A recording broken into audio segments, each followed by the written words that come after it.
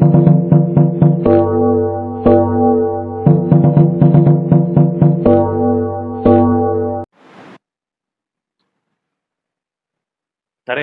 कैसे हैं आप सब? बढ़िया, मजे में। और हम आपका स्वागत करते हैं भाई कैमवेदा के अंदर।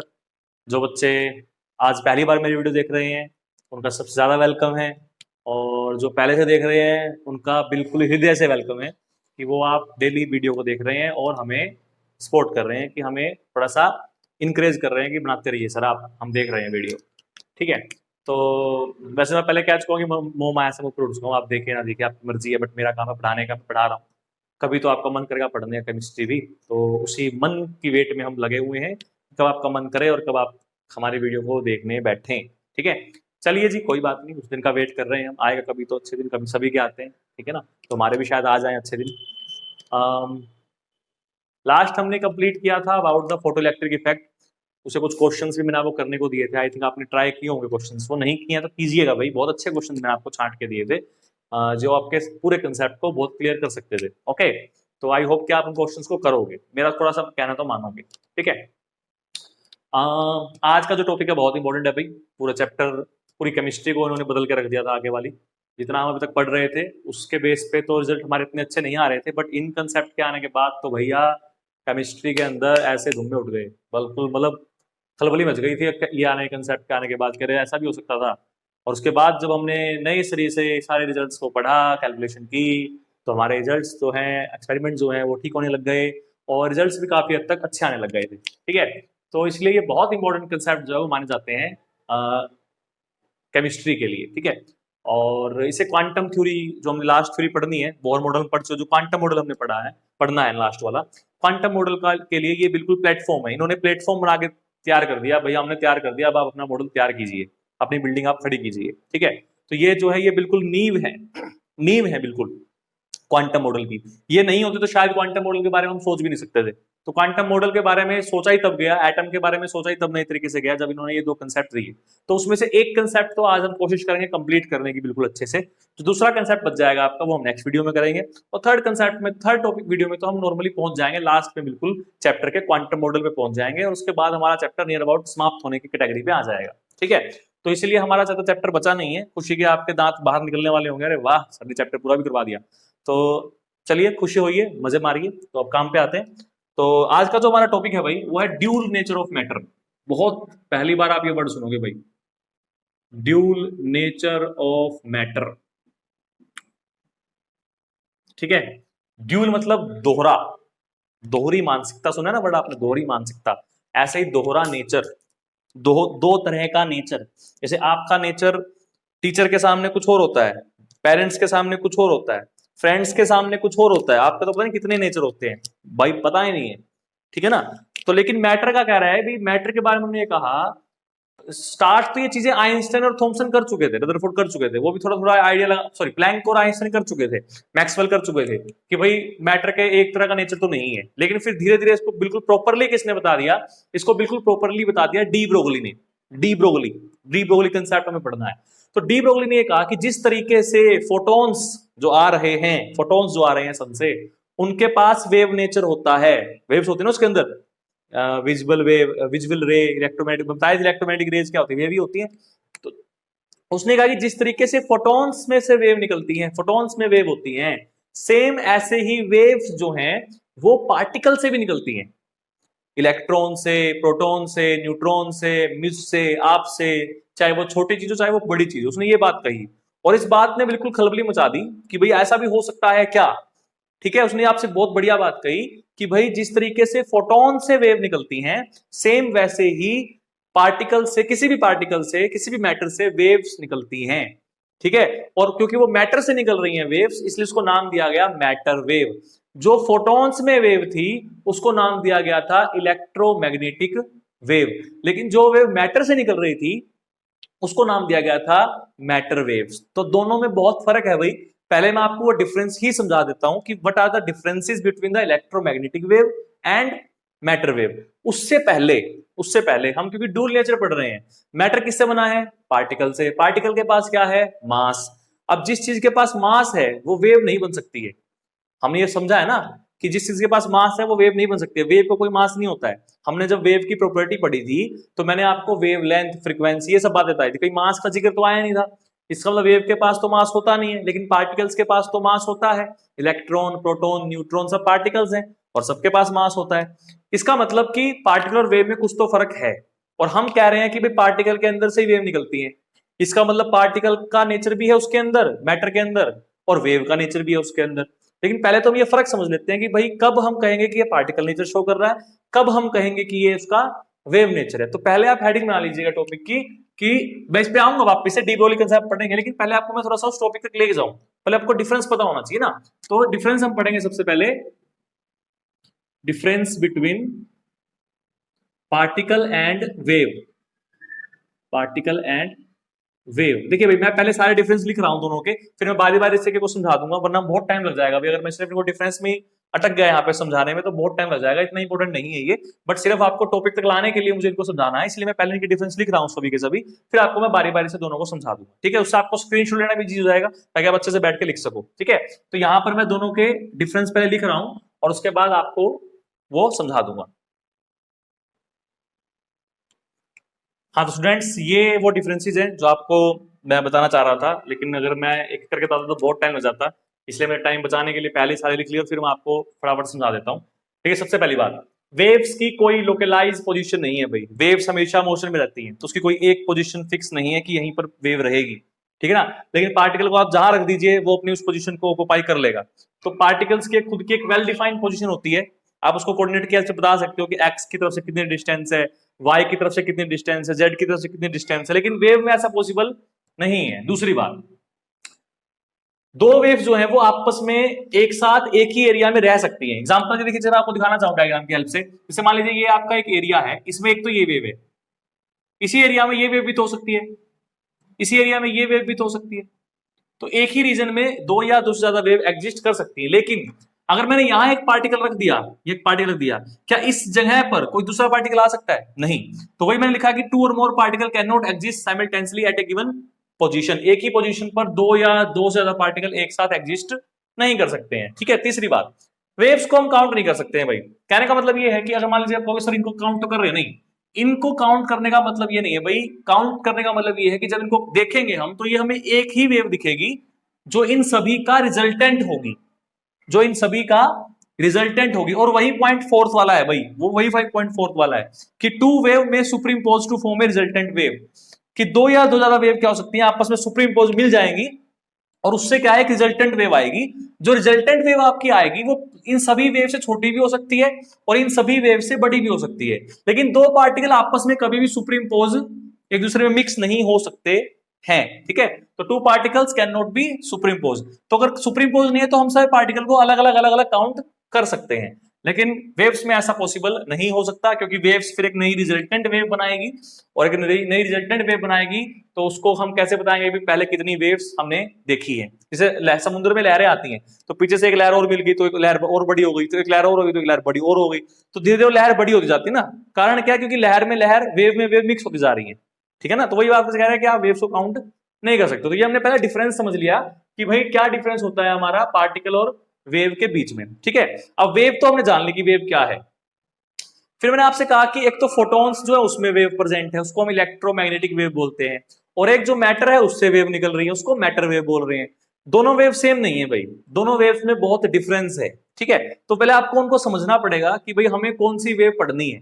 एक्चुअल में हमें आगे मैटर वेव पढ़नी है, क्योंकि हम पार्टिकल्स पढ़ रहे हैं भाई, इलेक्ट्रॉन, प्रोटॉन, न्यूट्रॉन पढ़ रहे हैं। तो अगर हमें उनका नेचर समझना है, पार्टिकल का नेचर, और हम साथ में ये कह रहे हैं कि उनसे वेव निकलती है, तो इसलिए हमें उनसे जो वेव निकलती है उनका नेचर समझना है, मतलब हमें मैटर वेव के बारे में समझना है ना। तो इसीलिए हम क्या कर रहे हैं, इसीलिए पहले मैं आपको डिफरेंस बता रहा हूं कि what are the difference between the electromagnetic wave and matter wave. फिर मैं आपका डी ब्रोगली कंसेप्ट पे आऊंगा, जितना भी आज हो सकता है उतना हम करेंगे, लेकिन उसके बाद अगर टाइम बचता है तो पूरा कर देंगे, वरना नेक्स्ट वीडियो में करेंगे। ठीक है, तो इसको साफ करते हैं और मैं आपको डिफरेंस लिख के दे रहा हूं इलेक्ट्रोमैग्नेटिक वेव के और मैटर वेव के। तो स्टूडेंट्स, ये है डिफरेंसेस इलेक्ट्रोमैग्नेटिक वेव और मैटर वेव के बारे में। क्या डिफरेंसेस है वो आपको मैं एक बार बता देता हूँ। देखिए, जो ये रेडिएशन है ये सोर्स से निकलती है, बाहर निकल जाती है, सन से बाहर आ रही है ना रेडिएशन, तो ये एमिट होती है, लेकिन ये सोर्स से बाहर नहीं निकलती है, सोर्स के साथ साथ रहती है। जहां जहां सोर्स जाएगा उसके अंदर ही वेव्स होंगी, तो ये सोर्स से बाहर नहीं निकलती है। इसमें क्या होता है, हमने पढ़ा था कि ये वेव्स के अंदर इलेक्ट्रिक फील्ड भी होती है और मैग्नेटिक फील्ड दोनों होती है, लेकिन इन वेव्स में ऐसा कुछ भी नहीं होता है, ना इलेक्ट्रिक फील्ड होती है ना मैग्नेटिक फील्ड होती है। ये जो वेव्स हैं ये स्पीड ऑफ लाइट से ट्रेवल करती है, सभी रे किसी भी तरह की हो, यूवी रे, विजिबल रे, माइक्रोवेव रे, गामा रे, कुछ भी हो, सभी रे की स्पीड सेम होती है और लाइट की स्पीड इक्वल होती है, लेकिन इनमें अलग अलग वेव्स की स्पीड अलग अलग होती है, वो वेरी करती रहती है, और लाइट से तो कम ही होती है, लेस देन लाइट। ठीक है, इनको प्रोपेगेशन करने के लिए किसी मीडियम की जरूरत नहीं है भाई, सन से अर्थ पे आ रही है तो वैक्यूम है बीच में उनके, लेकिन फिर भी वो आ जाती है सन अर्थ पे, मंथ्स की they not require any medium, लेकिन ये तभी मूव कर सकती हैं जब मीडियम इनके साथ में होगा, मीडियम नहीं होगा तो ये प्रोपेगेट नहीं कर सकती हैं। इनकी अगर आपको वेवलेंथ निकालनी है वेव्स की, तो ये आप फॉर्मुला यूज करते थे सी बाय न्यू, लेकिन ये वेवलेंथ अगर आपको निकालनी है तो आपको ये वाला फॉर्मुला यूज करना पड़ेगा, और यहाँ पर एम मास और वी वेलोसिटी है, और ये डी ब्रोगली ने दिया था जो अभी पढ़ना है हमें। ठीक है, इनकी एनर्जी क्वांटाइज होती है, सबकी अलग अलग एनर्जी होती है, देखी थी हमने, विजिबल रे की फ्रीक्वेंसी अलग है तो एनर्जी अलग आएगी, यूवी की फ्रीक्वेंसी अलग है तो एनर्जी अलग आएगी, लेकिन यहाँ पर ऐसा कुछ नहीं है, एनर्जी जो है वो क्वांटाइज नहीं होती है, सेम भी हो सकती है, या गैप जो है वो सेम गैप ना हो सबके बीच में। ठीक है, तो ये थे डिफरेंसेस आपके इलेक्ट्रोमैग्नेटिक वेव और मैटर वेव के बीच में, जो आपको आई थिंक समझ में आ गए होंगे। अब हम आते हैं हमारे टॉपिक पर, that is de Broglie concept.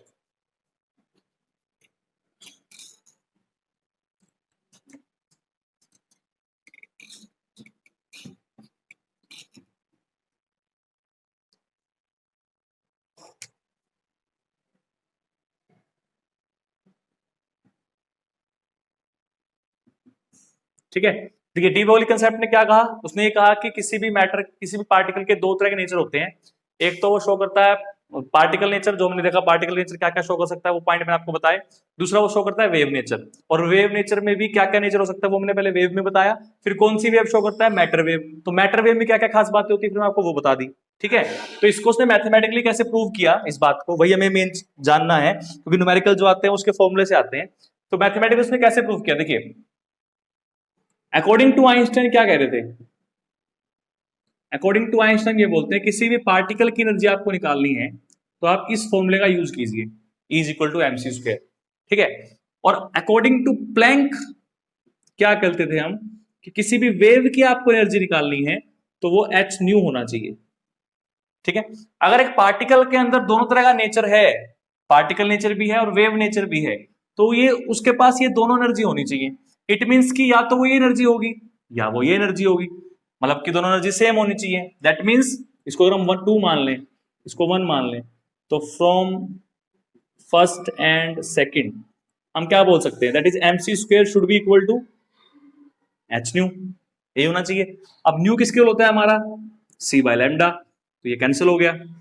ठीक है, अब देखिए हम ले रहे हैं पार्टिकल, तो पार्टिकल की स्पीड कभी भी सी के इक्वल तो नहीं हो सकती, अभी बताया मैंने आपको कि पार्टिकल की स्पीड हमेशा सी की सी होती है, सी से कम होती है। ठीक है, स्पीड ऑफ लाइट कभी नहीं हो सकती है, तो यहां पर सी की जगह हम क्या पुट करेंगे, वी पुट करेंगे, तो एक्चुअल में यहां पर क्या बनेगा, यहां पर बनेगा आपका एम वी स्क्वायर, तो सी की जगह वी क्यों आया ये समझ में आ गया, तो यहां से लैम्डा कितना आ जाएगा, सॉरी वी बचेगा ना, कैंसिल हो गया, यहां भी हमें वी लेना पड़ेगा फिर। ठीक है, इसलिए मैं यहां वी ले रहा हूं, तो h mu h v equal to h by m v, तो ये जो आपका फॉर्मूला आ गया, देखिए पार्टिकल है उसके पास मास भी है और उसके पास वेवलेंथ भी है, वेवलेंथ तो वेव का नेचर होता है और मास जो है पार्टिकल का नेचर होता है, लेकिन ये दोनों तरह के दोनों में रिलेशन शो कर रहा है कि पार्टिकल के पास अगर मास होगा तो कुछ ना कुछ वेवलेंथ भी जरूर होगी, और अगर वेवलेंथ होगी तो कुछ ना कुछ मास भी होगा। ठीक है, और एम वी क्या होता है अभी हमारा, एम वी होता है हमारा मोमेंटम, एम वी क्या होता है मोमेंटम, तो लैम्डा हमारा क्या बन सकता है, h by p, where p is the momentum, तो इस लैम्डा को क्या बोलते हैं भाई, इसको बोलते हैं डी ब्रोगली वेवलेंथ, क्या बोलते हैं, डी ब्रोगली वेवलेंथ, समझ में आ गई बात। तो ये उसका मैथमेटिकल, देखिए ध्यान से देखिए, जितना मास बढ़ता जाएगा पार्टिकल का, जितना बड़ा पार्टिकल होता जाएगा, जितना मास बढ़ता जाएगा, उतनी उसकी वेवलेंथ कम होती जाएगी, मतलब उसमें से वेव कम निकल रही है। ठीक है, और जितना मास छोटा होता जाएगा, इलेक्ट्रॉन प्रोटॉन माइक्रोस्कोपिक लेवल पे आ जाएगा, उतना उसकी वेवलेंथ ज्यादा होगी, मतलब उनसे वेव नेचर उसका ज्यादा अच्छे शो कर पाएंगे। तो इसलिए हमेशा जो हम हैं, हमारा इतना वेव नेचर एग्जिस्ट नहीं कर सकता है जितना वेव नेचर माइक्रोस्कोपिक पार्टिकल का शो कर सकता है। तो डी ब्रोगली कंसेप्ट आपका जो है वो माइक्रोस्कोपिक पार्टिकल पे ज्यादा अच्छे से एप्लीकेबल होता है as compared to microscopic particle के। रीजन क्या है, रीजन है ये चीज मास, क्योंकि मास मैक्रोस्कोपिक पार्टिकल का बहुत ज्यादा हो जाता है और ज्यादा मास होने की वजह से उसकी वेवलेंथ बहुत ही कम हो जाती है, तो वेव नेचर को खास हमें शो नहीं कर पाता है वो, ठीक है। लेकिन माइक्रोस्कोपिक में तो बहुत अच्छा वेव नेचर वो शो करता है। तो देखिए यहां से कितनी बड़ी बात निकल के आ गई अब कि पार्टिकल भी है और वेव भी है, दोनों चीजें हैं, दोनों चीज शो कर रहा है। देखो पार्टिकल भी की तरह भी काम करता है और वेव की तरह भी काम करता है ना। तो ये था आपका डी ब्रोगली का कंसेप्ट जो उसने आपको एक्सप्लेन किया। अब इसी में थोड़ी सी आगे और पढ़ना है हमें, तो आपको थोड़ा सा मैं और बता देता हूं इसके अंदर। ये तो फॉर्मुला, एक तो ये याद रखिएगा भाई फॉर्मुला, इससे न्यूमेरिकल आते हैं आपके, तो ये बहुत इंपॉर्टेंट है।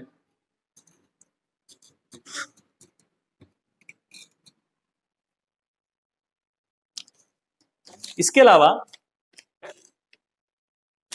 हम एक फॉर्मूला और कर सकते हैं भाई कि किस तरीके से हम जो है वो क्वेश्चन कर सकते हैं। देखिए पार्टिकल मूव कर रहा है, इलेक्ट्रॉन की बात करते हैं, इलेक्ट्रॉन मूव कर रहा है, तो लेट कर लेते हैं भाई कि इलेक्ट्रॉन की जो काइनेटिक एनर्जी है उसको सिंबल दे देते हैं एक, उसका सिंबल हमने मान लिया भाई ई के है, ठीक है। तो इसका मतलब यहां से क्या हुआ, हाफ एम वी स्क्वेयर, ये होती है एनर्जी किसके लिए होनी चाहिए, ई के, ठीक है, ये होगी ना, half m v square equal to E K, ठीक है। तो यहां से एम वी स्क्वायर कितना हो गया, 2 ई के, ठीक है। दोनों तरफ एम से मल्टीप्लाई कर लीजिए, तो ये बन जाएगा एम स्क्वायर वी स्क्वायर, ये हो जाएगा 2 एम ई के, यही होगा। इसको मैं एम वी का होल स्क्वायर लिख सकता हूं, 2 एम ई के, तो m v is equal to root 2 m E of k, where E k is the kinetic energy.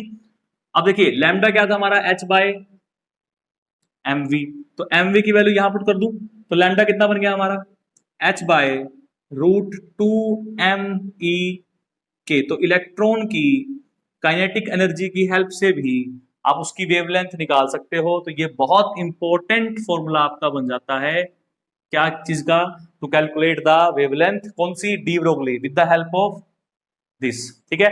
ये समझ में आ गया, ये फॉर्मूला बहुत इंपॉर्टेंट है भाई। और एक फॉर्मूला देखिए आप,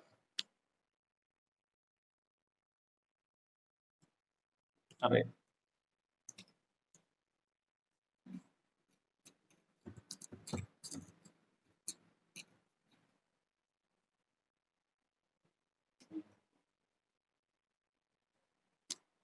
देखिए भाई हम करते हैं कि हमारे पास चार्ज पार्टिकल है, इसको हम एक पोटेंशियल अप्लाइड करते हैं, इसके ऊपर पोटेंशियल डिफरेंस लगाते हैं जो v वोल्ट का है, ठीक है। तो पोटेंशियल अप्लाइड करने से क्या होगा, ये एक्सेलरेशन करेगा, मोशन में आ जाएगा ना, इसकी स्पीड चेंज हो जाएगी, ठीक है ना। तो जितना इस पे चार्ज है और जितना इसको पोटेंशियल दिया है वो क्या होती है, वो इसकी इलेक्ट्रिक एनर्जी के इक्वल होती है, मतलब जो एनर्जी काम आएगी इसको मोशन करवाने में, यानी कि ये एनर्जी किसके इक्वल हो गई हमारी, हाफ एम वी स्क्वेयर के इक्वल हो गई, ठीक है। तो यहां से फिर वही एम वी स्क्वेयर इक्वल किसके हो जाएगा, 2 क्यू वी के, ठीक है। और फिर वही m square v square equal to 2 m q v, ठीक है। तो यहां से फिर वही m v is equal to 2 m q v root capital v है भाई ये पोटेंशियल डिफरेंस, ठीक है। Q is the charge, q is the charge on the particle that is electron, okay. तो यहां से लैम्डा कितना बनेगा, h by root 2 m q v, ये आपका एक फॉर्मूला और आ गया जब आपको न्यूमेरिकल में उन्होंने पोटेंशियल दे रखा हो। तो अगर हम यहां से इसकी सारी वैल्यू को पुट करते हैं, सारी वैल्यू कौन कौन सी, मास ऑफ इलेक्ट्रॉन में पुट कर देता हूं 9.1 इंटू 10⁻⁻27 ग्राम, एच की वैल्यू पुट कर देते हैं 6.62 इंटू में 10⁻34 प्लैंक कांस्टेंट, क्यू की वैल्यू पुट कर सकते हैं 1.6 इंटू 10⁻90 कूलम। ये सारी वैल्यू जब पुट करते हैं तो जो डायरेक्ट हमारे पास फॉर्मूला लैम्डा का आता है that is 12.27 angstrom divide by under root v, this is the final formula जिससे आप वेवलेंथ निकाल सकते हो। कुछ न्यूमेरिकल आपको देखने को ऐसे जरूर मिलेंगे जहां उन्होंने आपको क्या रखा होगा, आपने इतना पोटेंशियल डिफरेंस अप्लाई किया तो बताइए उसकी वेवलेंथ कितनी होगी। ऑब्जेक्टिव क्वेश्चंस के अंदर तो ये बहुत फायदे की चीज है आपके लिए, ठीक है। तो ये कर सकते हो, ये कर सकते, सॉरी ये कर सकते हो, और जो पहले बताया आपको मैंने फॉर्मूला, वो फॉर्मूला भी आप अप्लाई कर सकते हो, ठीक है। तो आई थिंक आपको यहां तक तो समझ में अच्छे से आ गया होगा कि क्या डी ब्रोगली ने आपको समझाया और उससे क्या क्या चेंज आ गए, ठीक है। एक बिल्कुल लास्ट टॉपिक और करते हैं आज का, हम ज्यादा लंबा टॉपिक आज मैं नहीं कर रहा हूं, बस इतना ही करते हैं आज हम। डी ब्रोगली लगभग खत्म हो गया, लगभग खत्म हो गया, कुछ बचा होगा तो मैं आपको नेक्स्ट करवा दूंगा कल, और हाइजेनबर्ग अनसर्टेनिटी प्रिंसिपल बता दूंगा। देखिए भाई, बोहर ने एक पॉइंट कहा था आपसे, बोहर का एक पोस्टुलेट था कि किसी भी इलेक्ट्रॉन का जो एंगुलर मोमेंटम होता है एमवीआर, वो हमेशा इंटीग्रल मल्टीपल होता है h बाय 2 पाई का। इस h बाय 2 पाई को भाई हम h बार भी दिखा सकते हैं, सिंपल बस, ठीक है। तो कई कई बुक्स में आपको ये इस तरह भी लिखा मिल सकता है, इस तरीके से, तो कोई दिक्कत वाली बात नहीं है। ओके, अच्छा, तो हमें तो ये यूज करना है, ठीक है। अब इस बात को प्रूव किसने किया? इस बात को प्रूव किया डी ब्रोगली कंसेप्ट ने। कैसे? अब मैं आपको वो बता रहा हूं। देखिए, ये मान लीजिए आपका ऑर्बिट था सर्कुलर, ठीक है। अगर इलेक्ट्रॉन एक पार्टिकल की तरह नहीं बल्कि एक वेव की तरह मोशन करे, पार्टिकल की तरह नहीं वेव की तरह मोशन करे, तो उसका मोशन जो होगा वो इस तरीके से होगा सर्कुलर ही, लेकिन एक वेव की तरह करेगा तो उसकी वेव का तरह का मोशन इस तरीके से होगा, ठीक है। इसमें दो तरह के हो सकते हैं भाई, वेव की दो तरह के मोशन हो सकते हैं, कंस्ट्रक्टिव और डिस्ट्रक्टिव, ठीक है। उस बात से मतलब नहीं है मैं फिलहाल कंस्ट्रक्टिव है डिस्ट्रक्टिव है, मैं सिर्फ ये समझा रहा हूं कि पार्टिकल अगर ऑर्बिट के अंदर मोशन कर रहा है तो वो एक वेव की तरह मोशन कर रहा होगा, तो वो मोशन कुछ इस तरीके से होगा वेव की तरह इलेक्ट्रॉन का, ठीक है। तो ध्यान से देखिए, अब इसका जो सर्कमफ्रेंस है, जितना इलेक्ट्रॉन ने पाथ फॉलो किया है, वो हमारा इक्वल आता है नियर अबाउट 2 पाई आर के, ठीक है। ये क्या उसका सर्कमफ्रेंस है, और ये सर्कमफ्रेंस इक्वल किसके इक्वल होना चाहिए? ध्यान से देखो भाई, यहां से यहां तक की वेवलेंथ, ये वेवलेंथ हो गई, तो ये भी वेवलेंथ हो गई, तो ये भी वेवलेंथ, ये भी वेवलेंथ, ये भी वेवलेंथ, सारी वेवलेंथ हो गई। इसका मतलब हम क्या लिख सकते हैं यहाँ पे? लैम्डा लिख सकते हैं। क्या लिख सकते हैं? लैम्डा, ठीक है। एन लैम्डा, कितनी वेवलेंथ बनेगी? 1 2 3 4 5 6, वो सारे को जोड़ लेंगे तो वो इसकी आएगी, सर्कमफ्रेंस की आएगी। और डी ब्रोगली के अकॉर्डिंग ये जो वेव है, ये पार्टिकल की वेव है ना, तो इसकी वेवलेंथ कैसे निकाल सकते हैं? h by m v equal to 2 pi r, तो यहां से m v r is equal to n h by 2 pi r. देखो कर दिया प्रूफ, यानी जो डे ब्रोगली ने कंसेप्ट बताया कि भाई इलेक्ट्रॉन वेव की तरह बिहेव करती है, वो बिल्कुल सही कंसेप्ट था, और बोहर का जो पोस्टुलेट था उसको बिल्कुल ठीक प्रूव कर दिया डी ब्रोगली कंसेप्ट ने। ओके, तो ये आई थिंक आपको समझ में आ गया। यहाँ से भी क्वेश्चन मिल जाते हैं भी, आपको तो वेलोसिटी आपसे पूछ लेते कई बार यहाँ से, तो वेलोसिटी आप निकाल सकते हो इलेक्ट्रॉन की इस फॉर्मूले से भी, ठीक है। वो आपसे बोल देता है ये वेवलेंथ है उसकी, इलेक्ट्रॉन की वेवलेंथ बोल रहा है आपसे, मतलब लैम्डा बोल रहा है आपसे, ठीक है ना। तो ये वेवलेंथ है इलेक्ट्रॉन की, ये उसका सर्कमफ्रेंस है, बताइए वेलोसिटी क्या होगी। तो इस तरीके से आपको इसलिए मैं डेरिवेशन करवाया था कि आप वैल्यू पुट करके अपने आप आंसर निकाल सको। तो ये था हमारा डी ब्रोगली कंसेप्ट। बाकी हम करेंगे नेक्स्ट वीडियो में, कुछ और तो नहीं रहा है, थ्योरिकल तो कुछ नहीं रहा है, बट फिर भी हम कुछ अगर बचा हो तो मैं करवाऊंगा। इसके अलावा हमारा नेक्स्ट टॉपिक है हाइजेनबर्ग अनसर्टेनिटी प्रिंसिपल, बहुत इंपॉर्टेंट है, वो हम करेंगे नेक्स्ट वीडियो में। तब तक के लिए कैम वेदा जुड़े रहिए, लाइक शेयर सब्सक्राइब धड़ाधड़ कर दीजिए, फैला दीजिए, बिल्कुल छा जाए बिल्कुल कैम वेदा, और मिलते हैं नेक्स्ट वीडियो में, तब तक के लिए ऑल द बेस्ट।